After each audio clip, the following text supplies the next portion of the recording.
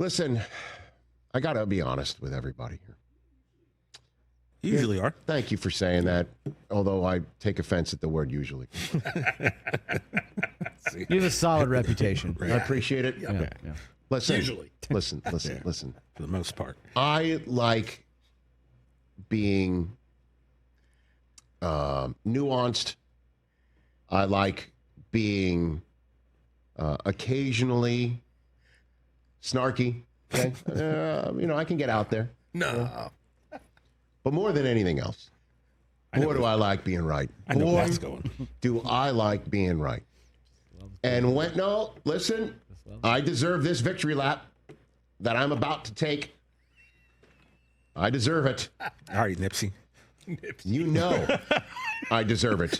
Because when the free football world was going nuts about TJ Watt's contract and how the Steelers and TJ Watt aren't on the same page, and it got out there that they're not on the same page, and that led to a bunch of shows like this one, or hold on a minute, a bunch of shows that compete with this one. Yes.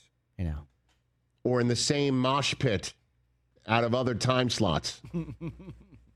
Television, they don't have to be on the radio. We're in a deep end of a pool here in sports talk and entertainment and pop culture talk. We're in a deep end of the pool. We love being there.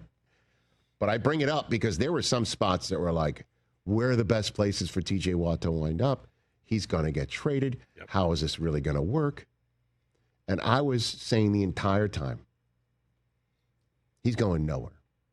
He's going nowhere. They're going to pay him the average annual salary that he's going to want, and he's going to be a Steeler, and that's going to be the end of it. And what happened when I was out of the chair? I was, happily out of the chair because you guys were handling things so expertly. Almost wanted to call in or phone in or Zoom in or whatever the hell just to say what I'm saying now. I'm like, you know what, Rich? You'll be just as accurate in saying the golden words on Monday. You don't have to say it. You don't have to Zoom in on Friday. You don't have to do that. Stay by your phone, man. I may need you. The words are, I told you so. I told you so. He's going nowhere. He's going nowhere, and forget about the end of this deal if he's already having diminishing returns, and they're gonna lament it when he's 33, 34, and he's maybe dragging their cap down. They'll figure something out, or maybe he'll be a stupendous 33, 34-year-old pass rusher for the Steelers. It does not matter one bit right now. When you commit to Aaron Rodgers at his advanced age for basically one shot at making the playoffs and ending their long playoff drought for a win and getting deep into the playoffs and giving the Steelers a Super Bowl worthy team that doesn't fall apart when November hits or begin to fall apart when December hits, just to limp into the playoffs and get one and done. If you say Rodgers is the guy who's going to help us get past that, you do not play monetary footsie with TJ Watt. You just don't. You pay him. And you get him in, and you do it, so when training camp hits, all everybody's going to do is just get better. And you know what? The number of people I heard in Green Bay when we were waiting on Rodgers to finally decide on what he's going to do, and he didn't do that before the draft, and he didn't do it in May, and kept everybody waiting till June for the inevitable, I thought, if he wanted to continue playing football, that he would show up for the Steelers. Okay? I get it. Everybody was saying he's just this, he's that, he's not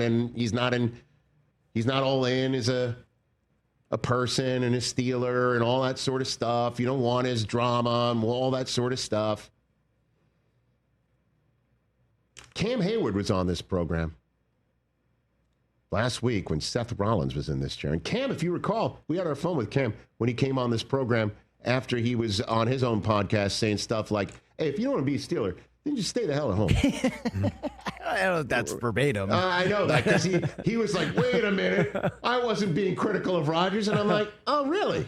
No, you weren't, huh? We were having fun. But you could hear he was irritated. Yeah. Okay? He's irritated because he's at the end. He's towards the end of his career too now, playing at an extremely high level. You can only imagine what it would take for him to continue to work on his body to make sure he can play all 17, right? So you wanted Rodgers in. The whole idea is that Rodgers is going to come in and he's going to put his feet up and everybody else is going to have to cater to his whims or he wants on a team or all that sort of stuff. Because of what we saw at the end of his tenure in Green Bay, when we saw with him with the Jets. Well, this was an interesting exchange that caught my ear when Seth and Cam had the conversation about Rodgers and what Rodgers has been like in his first blush moments as a Steeler. You guys landed your quarterback. I think the last time we talked, you had nobody throwing the ball. You had no one under center. I think I might have made a remark or two about that, and now you got all AR. So and he said it's his final season. It sounds like. Sounds like it. If all things go the way we want, we might have to beg him to come back for more. But we got the text in a couple days before he signed. And then he texted me and was like, hey, can I come out to your golf event and then come out? I always host a family barbecue for, players and their families. And he was like, hey, can I just attend? And I was like, hell yeah.